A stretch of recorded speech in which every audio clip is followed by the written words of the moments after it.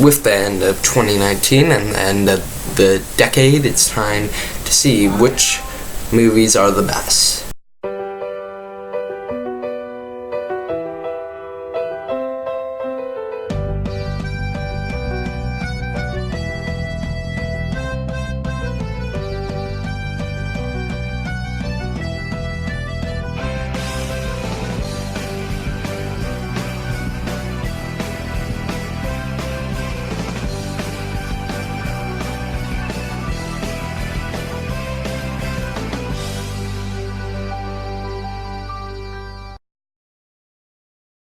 Number 10,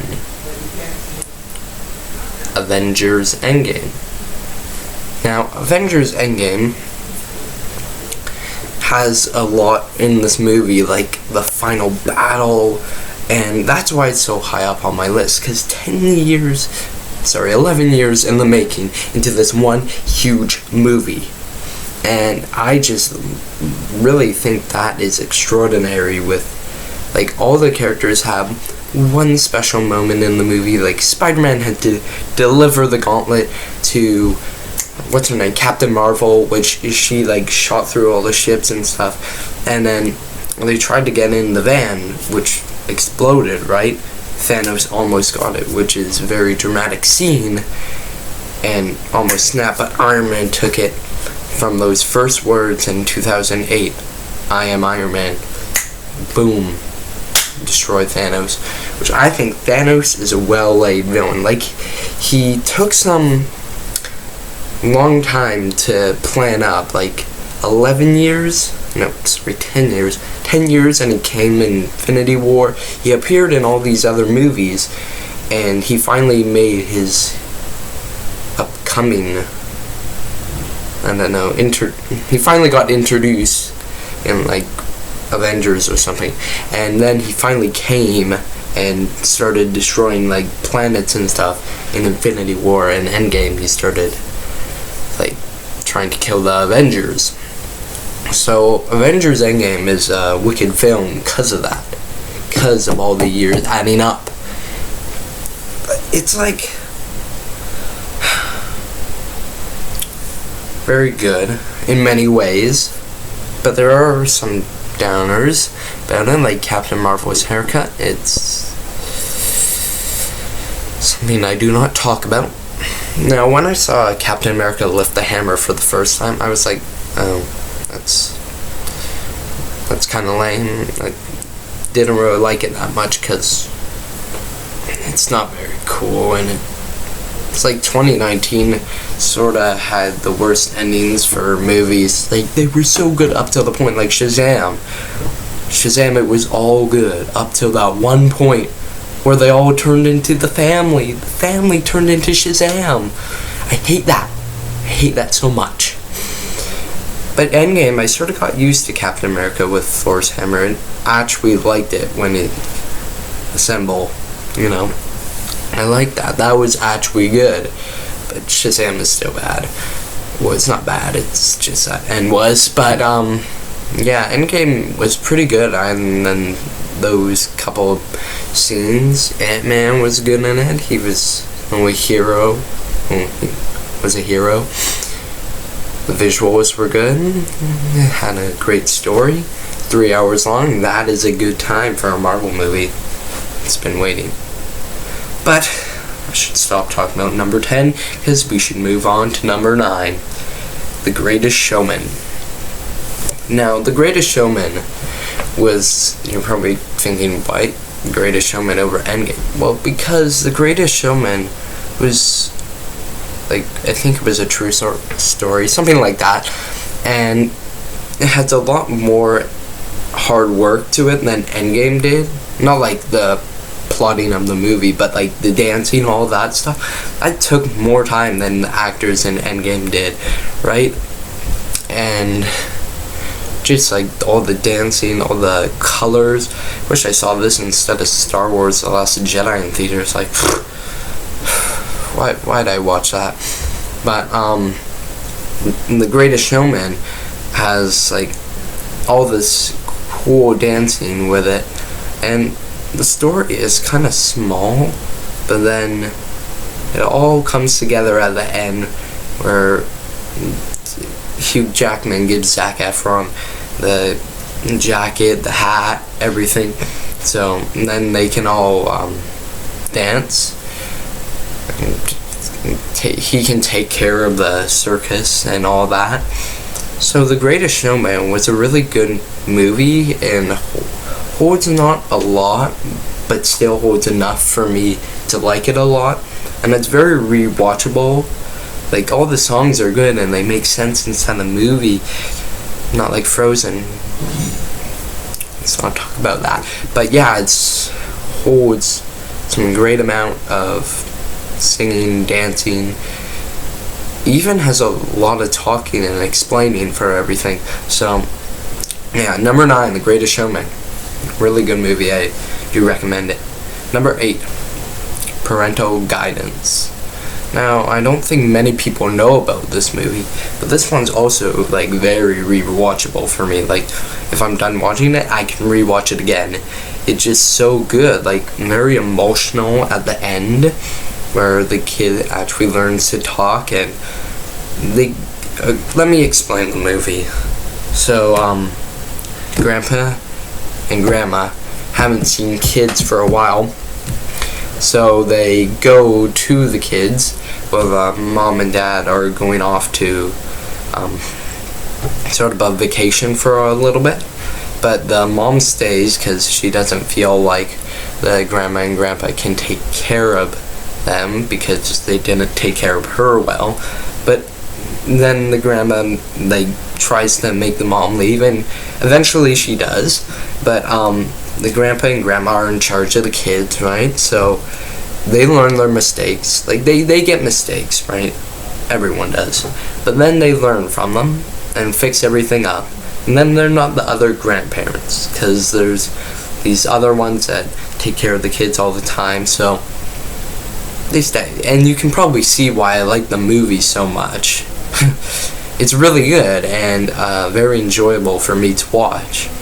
If you're wondering the year date, it came out 2012, same time the Avengers, but very great movie, and definitely you should watch it. So there you go. Number 7, Captain America Civil War. Now, this movie I like more than Endgame because I have more enjoyable memories, right? Went to see it for the first time when I was grade 3 or something. Didn't understand much because I went to the washroom in a movie. Doesn't make sense. I don't know why people go to washrooms in Marvel movies. You don't want to miss anything, let's just say that. And holds a lot to it, like the battle between Iron Man and Captain America at the end. That is a legendary moment that fans wanted to see for a while. They finally got to see it, right? So really, really good. Yeah, so like SpiderMan got introduced, Black Panther, Ant-Man was introduced to the Avengers. So many things involved in this movie. And Captain America was trying to help Bucky, and they were trying to sort of forget what they were trying to do. They were trying to get a jet and fly off to an icy place, kill Baron Zemo. I don't know, something like that. It sort of has a forgettable plot, but you remember the action scenes, like that first action scene where Captain America was fighting the Crossbones. That was great fight scene. And like Falcon and Black Widow and Scarlet Witch were helping him out. Very fast action involved in it. So 7, Captain America Civil War. Number 6, Gifted, which also has Chris Evans in it, Captain America. He's really good because he hasn't been in many other movies than Captain America. So seeing him in another movie is quite hard, like seeing Robert Downey Jr. as Doolittle. But he really can do much better than doing Captain America. Like, he's really good. But he could be different characters also. And him in Gifted is really good. It's sort of a sad movie, but you think it's going to be sad at the end, but it's not really too sad. It all turns out good.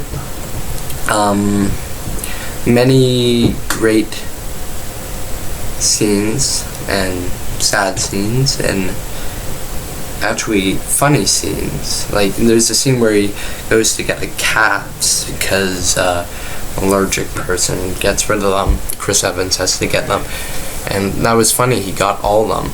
Like, okay, so the plot of the movie is that there's a really athletic person, and the mom gives it to the uncle because she kills herself, and the uncle takes care of the daughter, which then after a while she is very good at math. So the uncle doesn't want to show the world that. He just wants her to go to a normal school, have normal friends, all that. And the grandma finds out about her and wants to take her to this athletic school, and so she can live with her. So the daughter can live with the grandma, niece, or whatever. I don't know. The grandma gets her eventually, but then Chris Evans has to try get the daughter back, and he does in the end, and it's a really happy movie. I just did it in a very short review, but very good movie. Definitely watch it. They're very rewatchable, so watch it. Came out 2017 if you're wondering. Moving on, number 5, Instant Family. Now, Instant Family is a fairly new movie. Came out 2018 November. It's another rewatchable movie.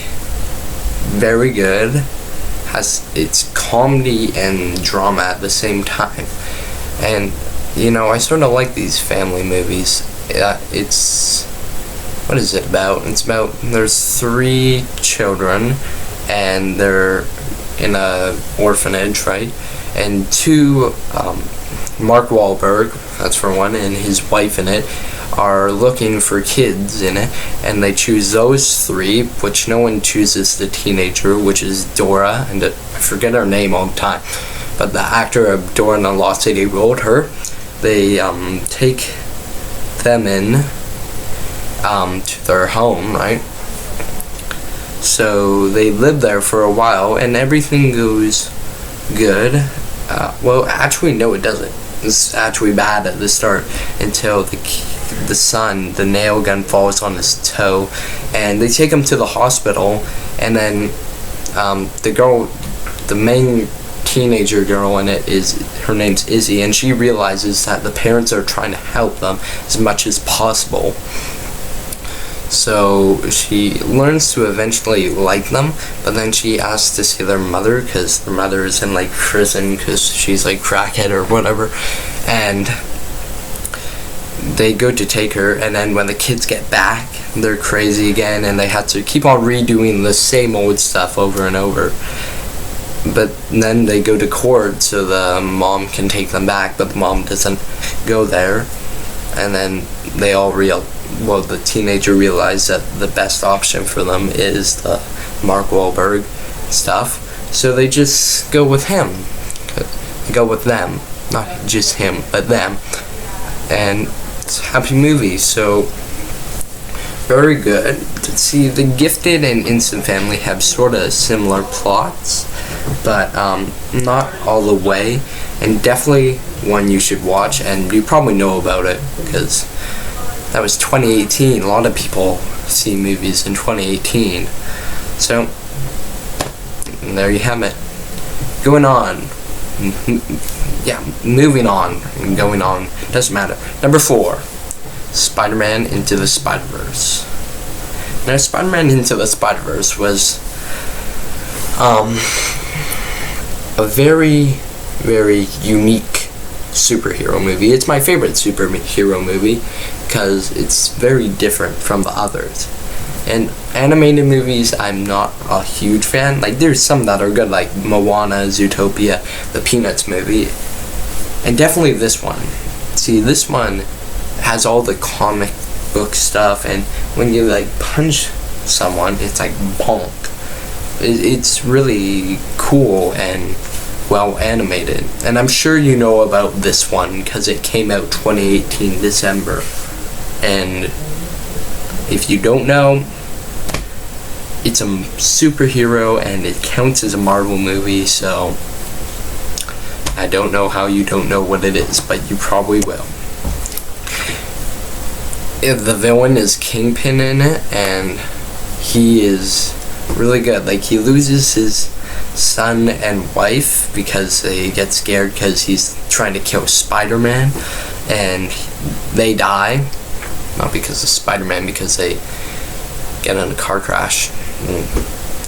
But Spider-Man knows what happened, but he tries to talk to Norman, but, well, Kingpin, Norman, same person, but doesn't.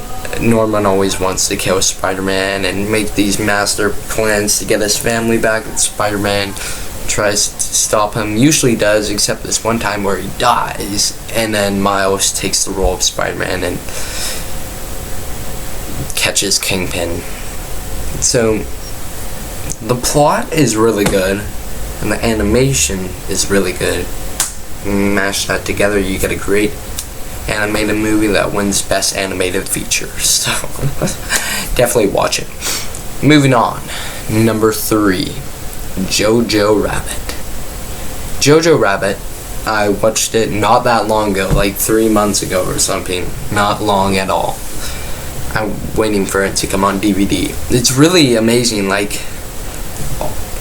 it's a satire of World War II that somehow can be sad. It's a very odd movie. Taika Waititi, of course, does it, and the kid's imaginary friend is Hitler because he does not have a dad and misses his dad really much, I guess. And the mom tries to. The mom isn't like a Nazi or whatever, but she's like trying to stop the World War II, like the war, but and so she turns out and dies because the Nazis are cruel people and they kill her. And then you see Jojo finds her and cries, and you don't see like the face or anything, but she is hung, and he's hugging her feet, and then all the war stuff starts happening, and Jojo sees his best friend, and like so much is happening. I thought the best friend died. Like, I was sad, and one of Rebel Wilson like sticks grenades on people and starts sending them out to hug a person. Like, what? And this comedy is very weird, but I know that because Taika Waititi does do this, and it can be very weird sometimes, but then very normal because it makes sense sometimes. And I really like this movie. I think it deserves Academy Award for Best Picture because this is a masterpiece. I absolutely love this film. So definitely one of those movies you should watch. I don't know if you'll know about it because it's really hard for me to find in theaters, but definitely watch it. Moving on, number 2, BlacKkKlansman. BlacKkKlansman is another history movie that's based in 1970 of the first black cop. This movie is sort of has humor in it, but it's definitely not a comedy. It's a drama, and it's all real, right? It's very sickening to watch and cruel what they do to them. And then the main guy goes undercover as like a person who hates them, and he gets his friend Adam Driver, another cop, to help him out. And they, at the end of the movie, right, the bad people fail and they get blown up by the wife because she's kind of dumb.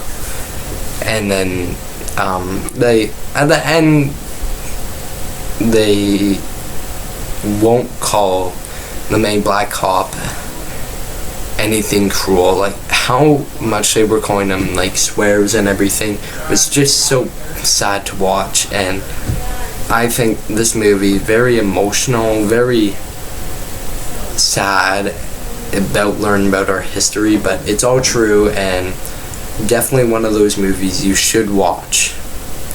I'm saying this for real. Like, watch this movie. I know it's like, if you're a kid, definitely don't watch it, but if you're a teenager to adult, watch this movie. And coming up, number 1, What We Do in the Shadows. What We Do in the Shadows is so good. It's like the stupidest plot I've ever seen. It's about 4 vampire roommates who are living together, and it's so weird because some of the scenes barely connect, and they go downtown, right? And I think it's all real. Like, they didn't just get, like, actors or anything. Well, they might have had a couple, but most of it is all real, and it's just them going up to, like, party places and trying to get into a party. But half this movie is probably real, and it has a very low budget. It's a very low budget movie. Taika Waititi, of course, directs it, writes it, and acts in it as the main character. There's so many funny things, like Pita. Pita is, like, the oldest vampire. He's, like, 3,000 years old, and he's always, like, never going to eat dinner with Taika Waititi, Jermaine, and the other one. It's just the funniest movie I've ever watched, and definitely a movie you should watch. Very good, very funny, and holds a lot. So those were my favorite movies of the decade, and I'll be trying to do more of these movie reviews. So, Canadian Goose Studios, thank you. Please subscribe and leave a comment if you want. Rank your favorite top 10 movies of the decade.